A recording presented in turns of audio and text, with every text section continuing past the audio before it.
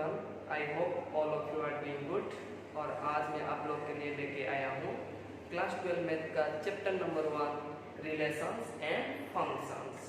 और इसी चैप्टर के साथ हम करेंगे क्लास 12 मैथ का शुभारंभ। तो दोस्तों चलिए स्टार्ट करते हैं आज का सेशन। तो बच्चों क्लास 11th में हम लोग already relations and functions chapter पढ़ चुके हैं। क्लास 11th में हम लोग क्या पढ़े थे? What is relation, what is function, number of relations, number of functions, different types of functions and it's graph. Also हम लोग क्या पढ़े थे? Domain and range of a relation, domain and range of a function. तो class 12 में हम लोग क्या पढ़ेंगे?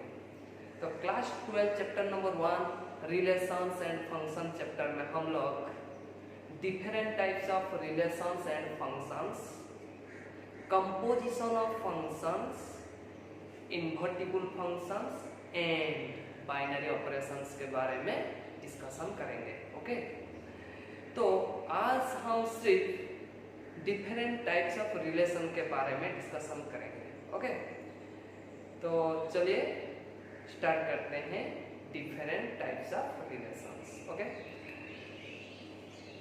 ठीक है बच्चों।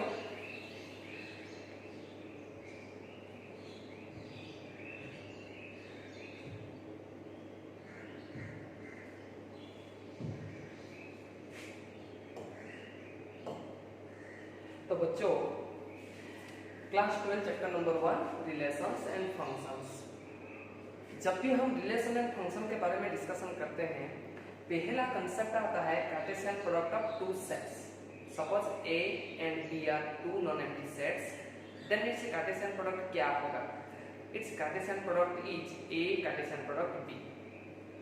अगर मैं बोलूंगा Cartesian product of A and B में कितना एलिमेंट्स है, तो इसका आंसर ये है कि सपोज A में m एलिमेंट्स, B में n elements, then A Cartesian product B में mn नंबर ऑफ एलिमेंट्स है। ओके, तो फिर आता है व्हाट इज रिलेशन, जो कि हम लोग ऑलरेडी क्लास 11 में पढ़ चुके हैं।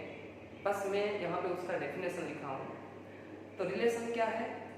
ए relation from a non empty set A to another non empty set B is the subset of Cartesian product A and B।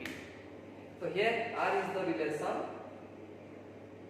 R subset of A Cartesian product B।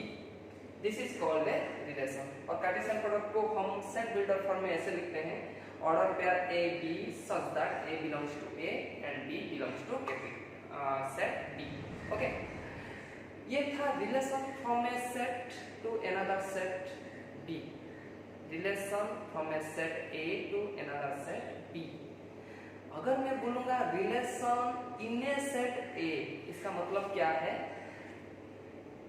Relation in a set A means the relation R is subset of A Cartesian product A. That means here we related elements of A to elements of A. So it is written as R subset of A Cartesian product A is called a relation in the set A or in set A. Okay.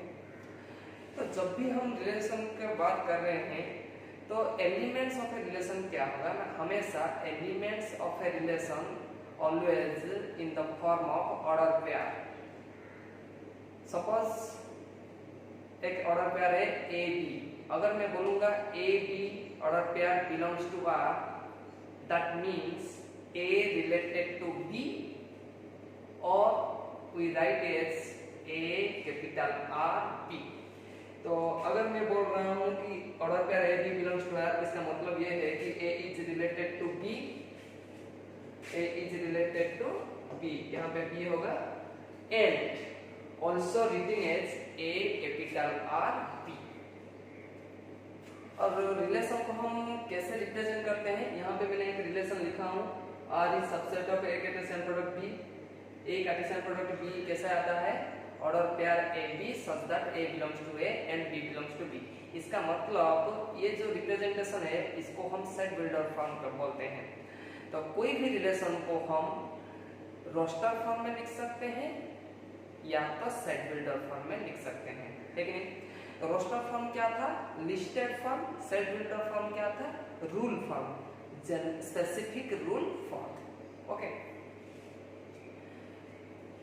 तो अभी हम आते हैं different types of relations, different types of relations, okay. Different types of relations, okay. तो इस chapter में हम different types of relations पढ़ेंगे। क्या क्या डिफरेंट टाइप्स ऑफ रिलेशंस? पहला हम जो रिलेशन पढ़ेंगे वो है एम्प्टी रिलेशन, जो कि हमने ऑलरेडी क्लास 11 में पढ़ चुके हैं। दूसरा है यूनिवर्सल रिलेशन। नेक्स्ट है रिफ्लेक्सिव रिलेशन। नेक्स्ट क्या है? Symmetric relation. नेक्स्ट क्या है? Anti symmetric relation. नेक्स्ट क्या है? Transitive relation. नेक्स्ट क्या है? Equivalence relation. ये 7 डिफरेंट टाइप्स ऑफ रिलेशंस को हम इस चैप्टर में पढ़ेंगे, ओके। उसके बाद हम क्या पढ़ेंगे?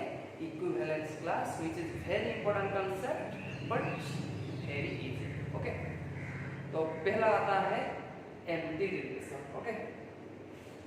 ये पहला था एम्प्टी रिलेशन, दूसरा universal, third reflexive, fourth symmetric, fifth anti symmetric, sixth transitive and seventh equivalence relation, okay. तो नेक्स्ट हम लोग पढ़ेंगे what is empty relation. Empty relation क्या है? जब भी एम्प्टी रिलेशन में बात कर रहा हूँ तो मेरे दिमाग में आ रहा है उस रिलेशन में मैं भी कोई भी एलिमेंट नहीं हूँ, मैं भी कोई भी एलिमेंट नहीं है। तो एक्चुअल क्या है? तो एक्चुअल क्या है? सपोज ए एक सेट है, तो मैं सेट ए में एक रिलेशन डिफाइन कर रहा हूँ जिसमें कोई भी एलिमेंट नहीं रहेगा। तो इसका मतलब एम्प्टी रिलेशन उस रिलेशन को हम बोलेंगे जिस रिलेशन में कोई भी एलिमेंट्स नहीं है। इसका मतलब कोई भी element of A is not related to any element of A, okay. तो मैं एक एग्जांपल बोल रहा हूँ। सपोज मैं बोलूँगा सेट ए जिसमें एलिमेंट्स है, सेट ए जिसमें एलिमेंट्स है 1 2 3 4। मैं सेट ए में एक रिलेशन डिफाइन कर रहा हूँ, कैसे ना? R contain those order pairs A B such that A minus B is equal to 10, जिसका डिफरेंस 10 होगा। तो यहाँ पे मैं देख रहा हूँ कि R में कोई भी एलिमेंट नहीं आएगा। कैसे ना? मैं चेक कर रहा हूँ रिलेशन क्या है? A minus B is equal to 10। A में क्या क्या एलिमेंट है? 1 2 3 4। मैं पहले चेक कर रहा हूँ 1 minus 2 कितना आ रहा है? -1। 1 minus 3 कितना आ रहा है? -2। 1 minus 4 कितना आ रहा है? -3। नेक्स्ट चेक कर रहा हूँ 2 minus 1 कितना आ रहा है? 1। 2 minus 2 कितना आ रहा है? 0। 1 minus 1 कितना आ रहा है? 0। 2 minus 3 कितना आ रहा है? -1। 2 minus 4 कितना आ रहा है? -2। सिमिलरली जितना पॉसिबल यहाँ पे हो सकता है मैं चेक करूंगा नंबर के बीच में डिफरेंस कितना आ रहा है। ऐसा कोई भी डिफरेंस नहीं है जिसमें 10 आएगा, हमेशा 10 से छोटा नंबर आएगा। इसका मतलब हमें कोई भी ए भी नहीं मिलेगा सेट ए में जिसका डिफरेंस 10 है। So R is equal to 5। R is equal to 5। यहाँ पे R क्या होगा? 5 होगा। इसका मतलब ये रिलेशन में कोई भी ऑर्डर पेयर नहीं आएगा। This type of relations are called empty relations. क्या रिलेशन? Empty relation. समझ में आ रहा है कि नहीं? बहुत इजी कांसेप्ट है, ओके। तो एम्प्टी रिलेशन के बारे में हमें पता चल गया। A relation R in a set A is called an empty relation if no elements of A is related to any elements of A। कोई भी एलिमेंट किसी के साथ रिलेटेड नहीं है। इसको हम डिनोट करते हैं phi में। तो relation phi is called empty relation, okay. समझ में आया? Next universal relation. क्या है नेक्स्ट था? Universal relation. नेक्स्ट क्या है? Universal relation. यूनिवर्सल रिलेशन क्या है ना? जो हमें पता है a relation R is subset of A Cartesian product A। Universal मतलब जो सबसे बड़ा सबसेट होगा, जो सबसे बड़ा सबसेट होगा उसी को हम बोलेंगे universal relation. in the set A. तो suppose A is the relation, A is the set, then A Cartesian product A is the subset of itself, which is the largest possible subset. Hence, it is the largest relation, which we call it as universal relation. इसका मतलब A Cartesian product A को largest relation हम बोलते हैं या तो universal relation. Okay, तो इसको हम डिनोट करते हैं R is equal to A Cartesian product A. तो यूनिवर्सल रिलेशन क्या है ना, every element of A is related to every element of A. इसका मतलब सारे एलिमेंट्स खुद के साथ रिलेटेड होगा, ऑल्सो दूसरे के साथ रिलेटेड होगा. ओके, तो इसका एक एग्जांपल सपोज मैं बोल रहा हूँ A, यहाँ पे एग्जांपल है कि suppose A is equal to 1 2 3 4. यहाँ पे A लिखा हूँ 1 2 3 4. इसमें एक रिलेशन में डिफाइन कर रहा हूँ R is equal to order pair AB such that A minus B is less than 10. A minus B का वैल्यू क्या होगा ना, 10 से छोटा होगा. तो मैं देख रहा हूँ सारा एलिमेंट मतलब 1 2 3 4 ये सबके साथ रिलेटेड हो रहा है या कनेक्ट हो रहा है या नहीं. तो मैं चेक कर रहा हूँ, अगर मैं 1 1 लूंगा इसका मतलब 1 1 के साथ रिलेटेड है या नहीं चेक कर रहा हूँ. 1 माइनस 1 कितना है 0, which is less than 10. 1 minus 2 it is minus 1 which is also less than 10. 3 minus 4 which is minus 1 which is less than 10. इसका मतलब यहाँ पे मैं जितना पॉसिबल ऑर्डर पेयर्स लूंगा उन दोनों नंबर के बीच में मैं डिफरेंस निकालूंगा. तो मैं देख रहा हूँ यहाँ पे सबका डिफरेंस लेस देन 10 आ रहा है, लेस देन 10 आ रहा है. इसका मतलब ये जो रिलेशन में ऑल पॉसिबल ऑर्डर पेयर्स आएगा, all possible order pairs from A to A. So this is the largest relation, or we say it as universal relation. समझ में आ रहा है? बहुत easy universal relation, largest possible relation, जिसको हम बोलते हैं यूनिवर्सल रिलेशन. ओके, तो नेक्स्ट कंसेप्ट आ रहा है वेरी इंपॉर्टेंट न्यू कंसेप्ट जो कि 11th में नहीं था, reflexive relation. Reflexive relation next क्या आ रहा है, reflexive relation. What is reflexive relation? ना सपोज एक सेट है, उसमें हर एलिमेंट अपने साथ अगर रिलेटेड होगा हम बोलेंगे that relation is a reflexive relation. तो what is reflexive relation? A relation R in a set A is said to be reflexive if A order pair belongs to R for all A. Very important, for all A. यहाँ पे for every A लिखा हुआ है, for every A. Very important. Okay, very important. For every A. इसका मतलब set A में जितना भी एलिमेंट है खुद अपने साथ रिलेटेड होना चाहिए. अगर नहीं है वो रिफ्लेक्सिव नहीं होगा. तो यहाँ पे एक एग्जांपल, सिंपल सा एग्जांपल जो कि मैं यहाँ पे लिस्टेड फॉर्म में या तो रोस्टर फॉर्म में लिखा हूँ बोल सकते हो. चेक कर लो ये रिलेशन. ए क्या था 1 2 3 है कि नहीं. सेट ए में 3 एलिमेंट्स है. ये एक रिलेशन, ये एक रिलेशन, ये एक रिलेशन. रिलेशन 1 में कौन सा एलिमेंट है, कौन सा ऑर्डर पेयर है 1 1 2 2 3.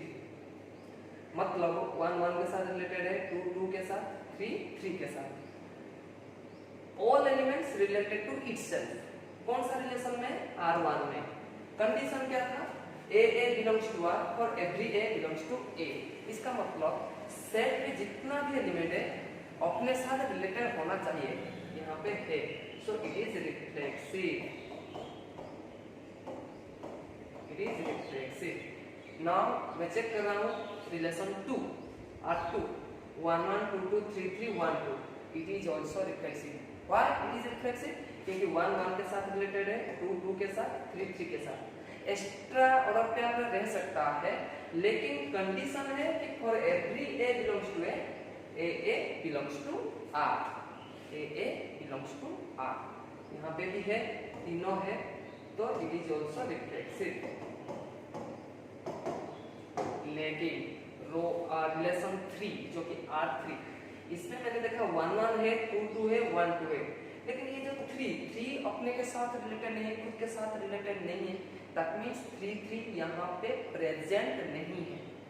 So this is not reflexive, not reflexive. तो बहुत ही सिंपल, जो सेट है उसमें जितना भी एलिमेंट है खुद के साथ रिलेटेड होना चाहिए, अगर नहीं है तो इट इज नॉट रिफ्लेक्सिव। समझ में आया? तो ये 1 1 2 2 3 3 था, सो रिफ्लेक्सिव। 1 1 2 2 3 3 है, एक्स्ट्रा और पेयर है 1 2, उसमें कोई प्रॉब्लम नहीं है, दिक्कत नहीं है।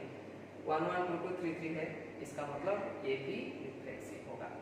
लेकिन लास्ट वाला 1 1 है, 2 2 है, लेकिन 3 खुद के साथ रिलेटेड नहीं है, so it is not reflexive. समझ में आया कि नहीं? It is not reflexive. कौन सा relation? Third relation, R3। Okay, तो थर्ड कंसेप्ट क्या? Reflexive relation. रिफ्लेक्सिव रिलेशन क्या है पता चल गया, क्लियर? ओके, नेक्स्ट क्या है? नेक्स्ट था सिमेट्रिक रिलेशन। क्या था? Symmetric relation. Symmetric relation is also very easy. क्या है symmetric relation? A relation R is said to be symmetric in a set A if AB belongs to R implies BA belongs to R for all AB belongs to A। इसका मतलब क्या है? अगर relation में AB है, हमें check करना चाहिए उस रिलेशन में BA है या नहीं। अगर BA नहीं है so it is not symmetric, अगर BA है then it is symmetric। तो यहाँ पे एक एग्जांपल, सिंपल सा एग्जांपल, A = 1 2 3 सेट। ओके, तो फर्स्ट रिलेशन यहाँ पे है 1 1 2 2 3 3 1 2 2 1। कंडीशन क्या है? A B अगर है रिलेशन में, हमें चेक करना चाहिए BA B है, अगर नहीं है तो नॉट सिमेट्रिक, अगर है देन सिमेट्रिक। तो इसमें 1 1 है, इसका अपोजिट क्या होगा, मतलब इनवर्स क्या होगा? सेम 1 1 खुद है। 2 2 उसका इनवर्स सेम 2 2 वो भी है। 3 3 इसका इनवर्स 3 3 वो भी यहाँ पे है। 1 2 इसका इनवर्स होगा 2 1 जो कि नेक्स्ट है। नेक्स्ट है 2 1 इसका इनवर्स है 1 2 जो कि पहले से है। इसका मतलब ये जो रिलेशन में जितना सारा ऑर्डर पेयर्स है, खुद का इनवर्स दैट रिलेशन में प्रेजेंट है। So this relation is symmetric, ये सिमेट्रिक होगा, सिमेट्रिक। नेक्स्ट चेक करेंगे रिलेशन 2 और 2 1 1 इसका इनवर्स 1 1 खुद है। 1 3 इसका इनवर्स 3 1 यहाँ पे है। 3 1 इसका इनवर्स 1 3 यहाँ पे है। So it is also symmetric. यहाँ पे हम चेक नहीं करेंगे कि जितना पॉसिबल ऑर्डर पेयर होगा वो भी यहाँ पे रहना चाहिए, ये नहीं। हम चेक करेंगे अगर AB है तो BA है या नहीं। BA अगर है रिलेशन में देन इट इज सिमेट्रिक, अगर BA नहीं है then it is not symmetric. Okay, अभी ये रो रिलेशन 3 चेक करो। रिलेशन 3 ये सिमेट्रिक होगा या नहीं। 1 1 इसका इनवर्स सेम 1 1 1 3 इसका इनवर्स 3 1 यहाँ पे है। 3 1 इसका इनवर्स 1 3 यहाँ पे है। 1 2 इसका इनवर्स 2 1 लेकिन यहाँ पे नहीं है इस रिलेशन में। So not symmetric, not symmetric, ये सिमेट्रिक नहीं होगा। तो बहुत इजी कंसेप्ट, जो भी ऑर्डर पेयर्स यहाँ पे है उसका इनवर्स यहाँ पे रहना चाहिए, अगर नहीं है तो इट इज नॉट सिमेट्रिक। तो सारे ऑर्डर पेयर्स के लिए चेक करना है, ये नहीं कि 1 2 करके छोड़ दोगे, ऐसा नहीं, सारे ऑर्डर पेयर्स के लिए चेक करना है। ओके, नेक्स्ट है एंटी सिमेट्रिक। एंटी सिमेट्रिक बहुत easy, very important also. Anti symmetric, symmetric का थोड़ा extended version anti symmetric. Symmetric में क्या था? A relation is said to be symmetric if AB belongs to R implies that BA belongs to R। Antisymmetric में क्या है ना, AB and BA belongs to R। हमें लेना है कि AB order pair and BA order pair relation में है। हमें चेक करना है A is equal with B। इसका मतलब A B के साथ इक्वल होना चाहिए। तो मैं चेक कर रहा हूँ एक एग्जांपल लेके। तो एंटीसिमेट्रिक का जो डेफिनेशन है, सिंपल सा definition, a relation R is said to be antisymmetric in A if AB belongs to R and BA belongs to R, then or implies A is equal with B। A किसके साथ same होगा? B के साथ। तो check कर रहे हैं। एक सेट है A is equal to 1 2 3। दो रिलेशन यहाँ पे मैं डिफाइन किया हूँ। Relation 1 is 1 2 2 1 1 1। तो मैं ले रहा हूँ इसको A, इसको B, A B, इसका इन्वर्स है BA, जो कि ये है B, ये है A। 1 2 2 1 इसमें है, हम मैं ले रहा हूँ उसको।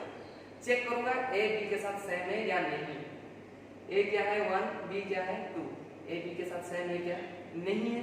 सो इट इज नॉट एंटीसिमेट्रिक।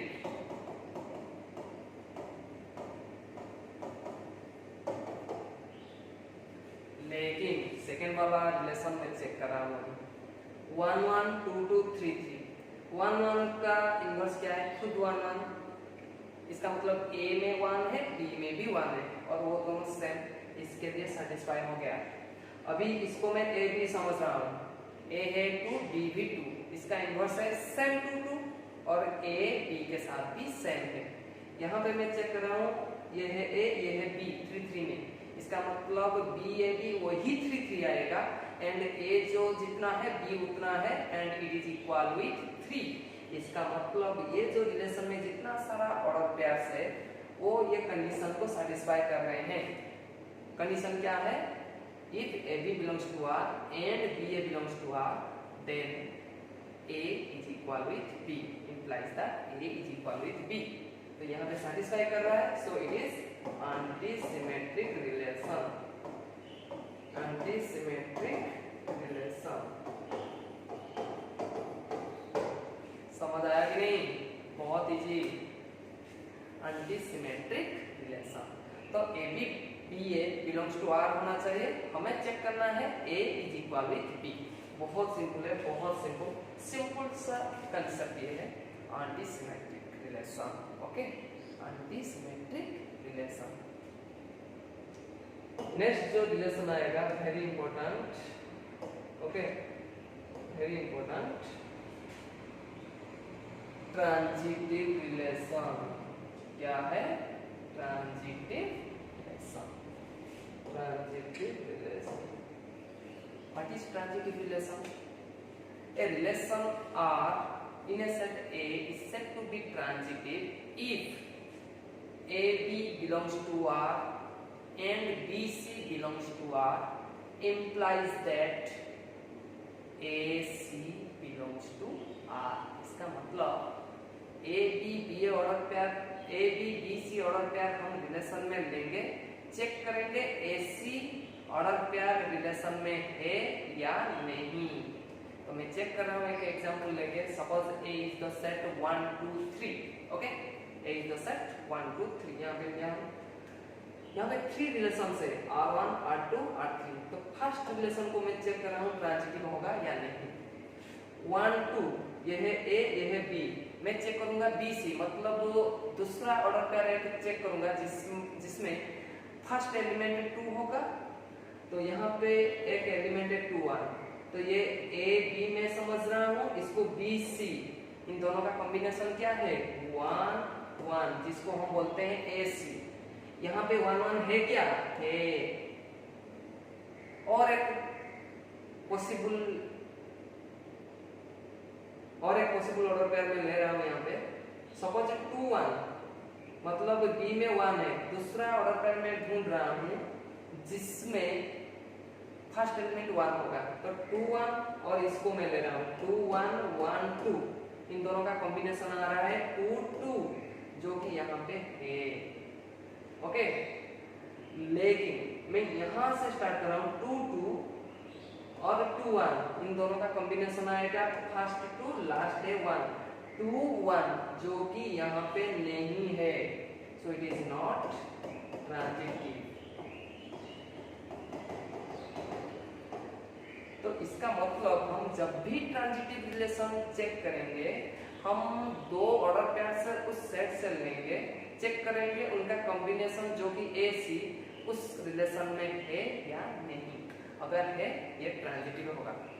तो अभी मैं देख रहा हूँ कि ट्रांजिटिव में रिलेशन में जितना सारा ऑर्डर पेयर है और पॉसिबल कॉम्बिनेशन में लूंगा या नहीं। यस, यहाँ पे और पॉसिबल कॉम्बिनेशन लेना है, एक दो कॉम्बिनेशन लेके हम कंफर्म नहीं बोल सकते कि वेदर इट इज ट्रांजिटिव और नॉट। हम और पॉसिबल कॉम्बिनेशन लेंगे, चेक करेंगे वेदर इट इज ट्रांजिटिव और नॉट।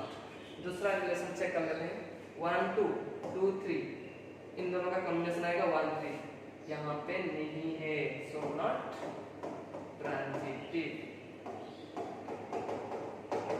अगर एक भी कॉम्बिनेशन अगर उस रिलेशन को सेटिस्फाई नहीं कर रहा है, उस रूल को सेटिस्फाई नहीं कर रहा है ट्रांजिटिव रिलेशन का, तो that relation is not transitive. Okay, वो ट्रांजिटिव नहीं होगा। रो 3 हम चेक करेंगे, सॉरी रिलेशन 3 R3।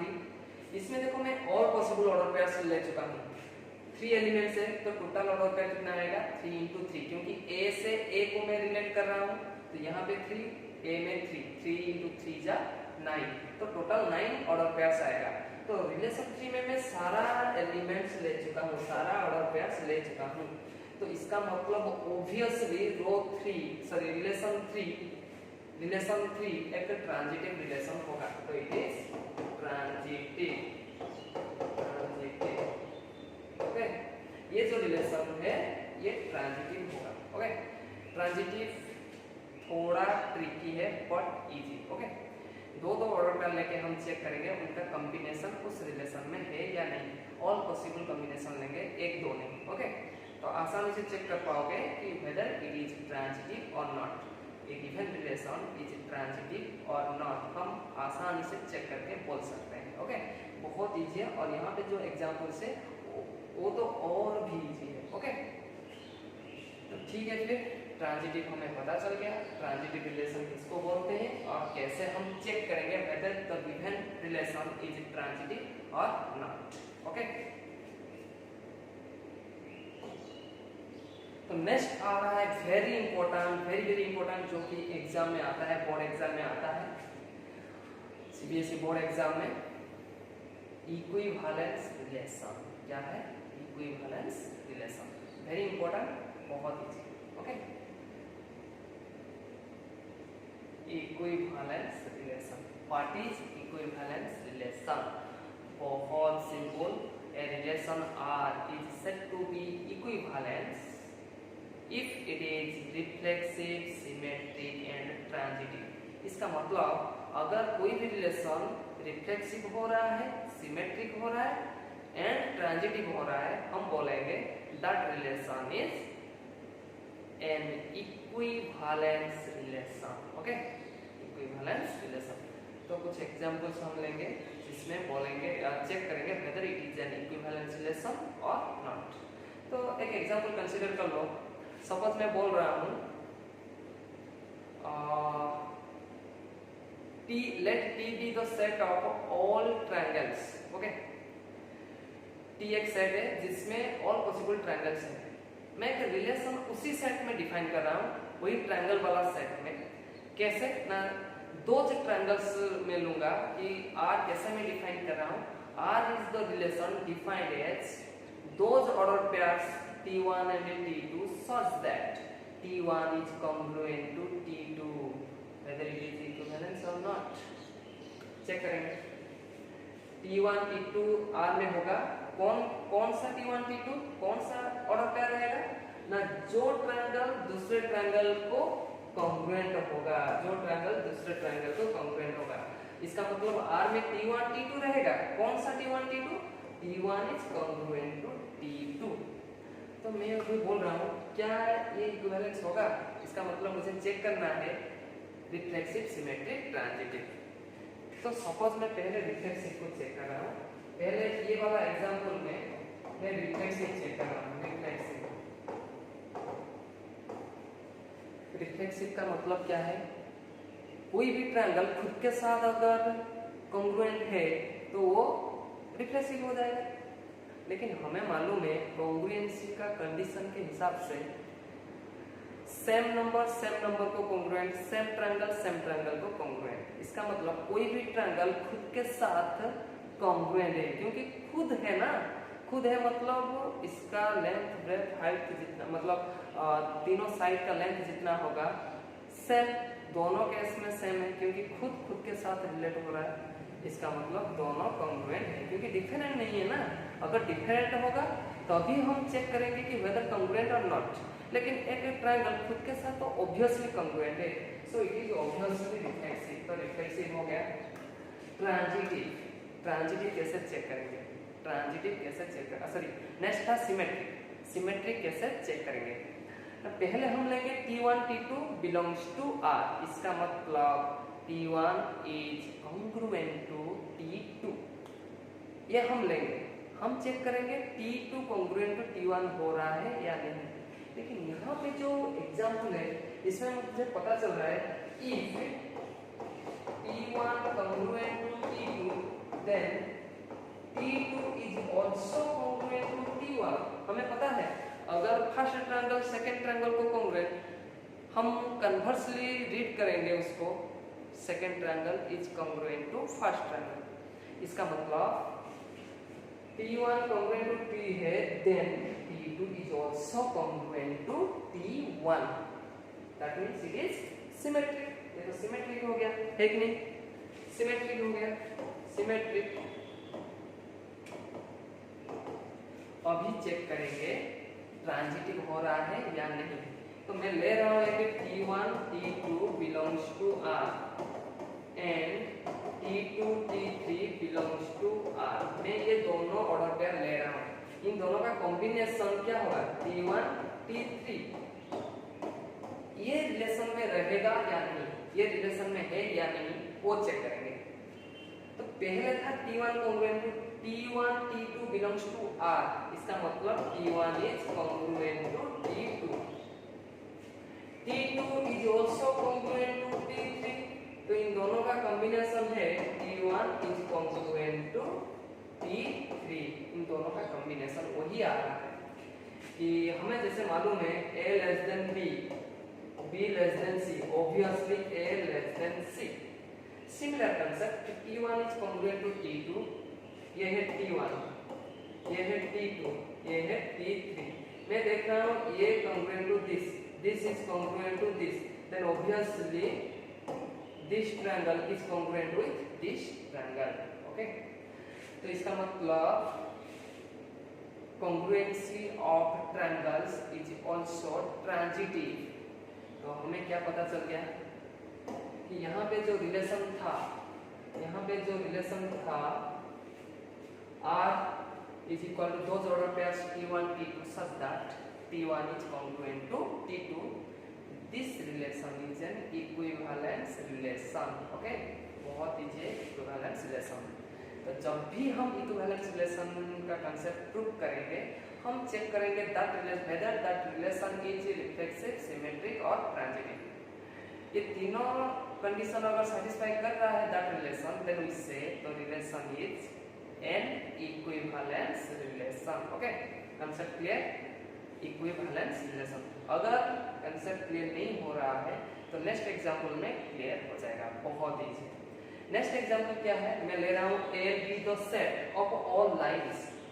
जितना सारा लाइंस इन ए प्लेन, एक प्लेन में जितना सारा लाइंस है मैं उसको ले रहा हूँ L, दैट सेट को मैं ले रहा हूँ L।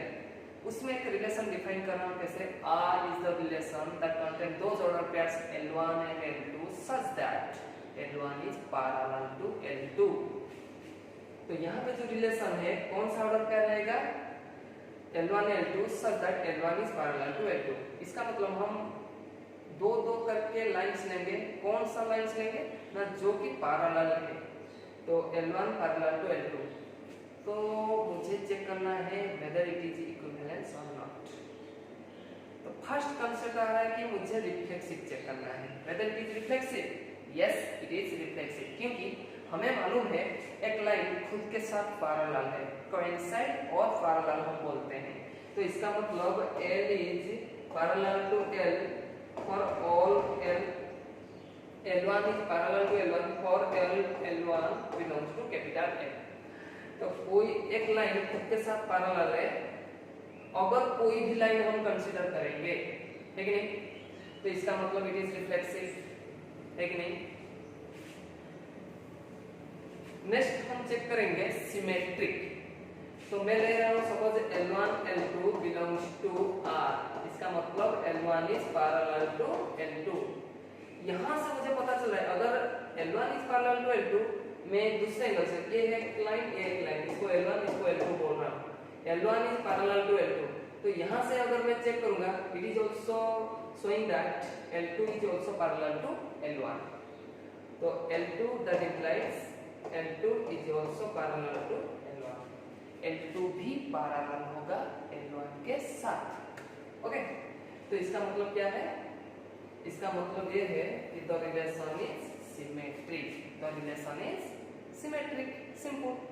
नेक्स्ट एक कंसेप्ट है ट्रांजिटिव, हमें ट्रांजिटिव चेक करना है। तो मैं ले रहा हूं suppose L1 L2 belongs to R and L2 L3 belongs to R। इसका मतलब क्या है, L1 is parallel to L2 and L2 is parallel to L3। तो यहां से मुझे पता चल रहा है कि L1 is also parallel to L3, क्योंकि एक लाइन जो कि इसके साथ पैरेलल है L2 के साथ, L2 एक लाइन जो कि L3 के साथ पैरेलल है, यहाँ से मुझे पता चल रहा है L1 is parallel to L2। So this is the condition for transitive। So the relation, given relation L1 L2 such that L1 is parallel to L2 is transitive।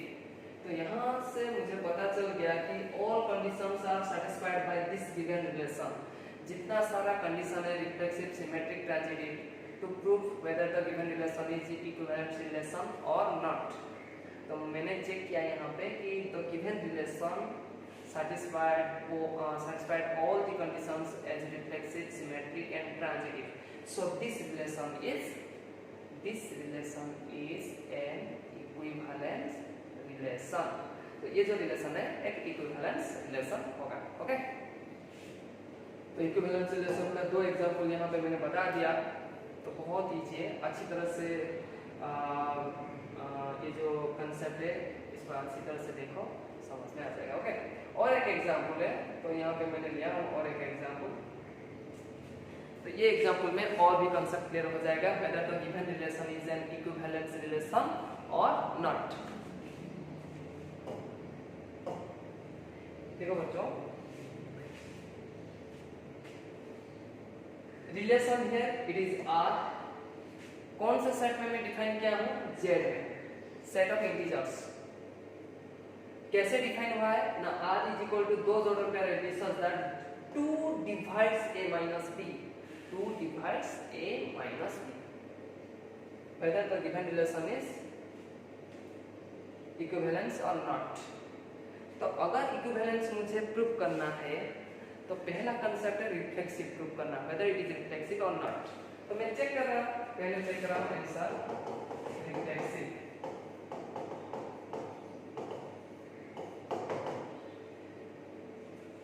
मैं रिफ्लेक्सिव चेक कर रहा हूं, तो रिफ्लेक्सिव क्या है, reflexive का concept ये है कि उस सेट में जितना सारा नंबर्स है, एलिमेंट्स है, खुद के साथ रिलेट होना चाहिए।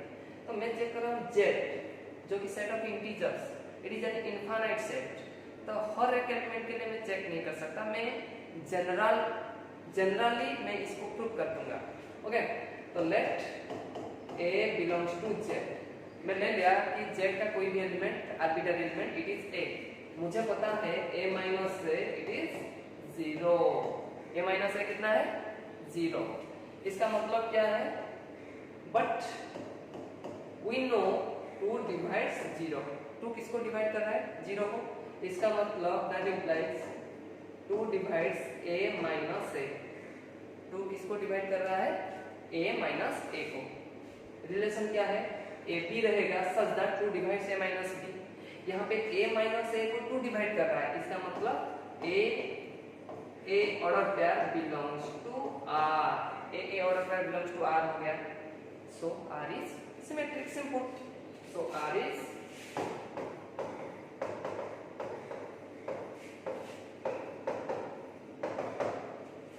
R is symmetric. Okay, R is symmetric. R is reflexive. So R is reflexive. R क्या हो गया? Reflexive. नेक्स्ट हम चेक करेंगे symmetric.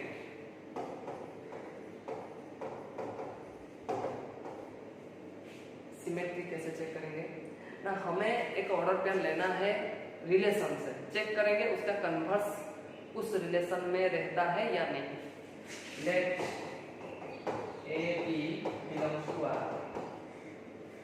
अगर a b belongs to R इसका मतलब क्या है? 2 डिवाइड्स ए माइनस बी। 2 किसको डिवाइड कर रहा है? A minus b. अगर 2 ए माइनस बी को डिवाइड कर रहा है इसका मतलब a minus b is a multiple of 2। That is a minus b is equal to 2 into some integer a belongs to z। तो b माइनस a कितना हो जाएगा? तो b माइनस a कितना हो जाएगा?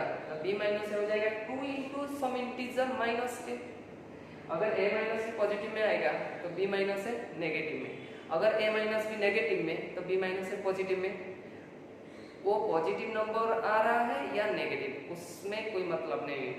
हमें चेक करना है 2 डिवाइड कर रहा है या नहीं, इसका मतलब 2 का मल्टीपल है या नहीं। अगर नेगेटिव आ रहा है तो भी मल्टीपल ऑफ 2, अगर पॉजिटिव आ रहा है तो भी मल्टीपल ऑफ 2। सो मैंने लिखा b minus a is also 2 into minus a and minus a is belongs to z। इसका मतलब 2 डिवाइड्स b माइनस a, इसका मतलब b a belongs to r। अगर 2 डिवाइड कर रहा है b माइनस a को इसका मतलब b a belongs to r, मतलब b a रिलेशन में है। So r is symmetric. तो इसका मतलब r सिमेट्रिक हो गया। ओके, और एक कंडीशन है जो कि ट्रांजिटिव। क्या कंडीशन? ट्रांजिटिव। ट्रांजिटिव हम कैसे प्रूव करेंगे? ट्रांजिटिव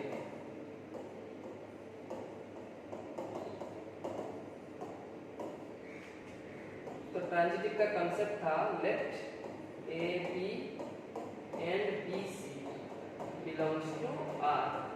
हम आर से 2 ऑर्डर पेयर ले रहे हैं a b and b c. इसका मतलब क्या है? 2 divides a minus b and 2 divides b minus c. इन दोनों को ऐड कर दो, 2 डिवाइड्स a माइनस c। इसका मतलब ac belongs to r, ac belongs to r। बहुत सिंपल। तो मैंने लिया 2 order pair a b and b c जो कि r में है। अगर r में है, कंडीशन के हिसाब से जो क्वेश्चन में है, रूल के हिसाब से 2 divides a minus b and 2 divides b minus c।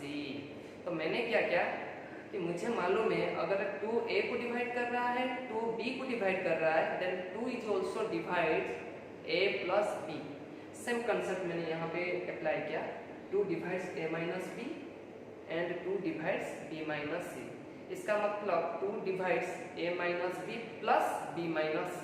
तो b b cancel, plus minus में है, so 2 divides a minus c। अगर 2 डिवाइड्स a माइनस c इसका मतलब क्या है? Simple, ac belongs to r। So r is transitive. अगर r is transitive then hence r is an equivalence relation। Okay, बहुत simple, equivalence relation prove करना। Okay, ये example को अच्छी तरह से देख लो, समझ में आ जाएगा। ओके, तो a relation R is said to be equivalence if it is reflexive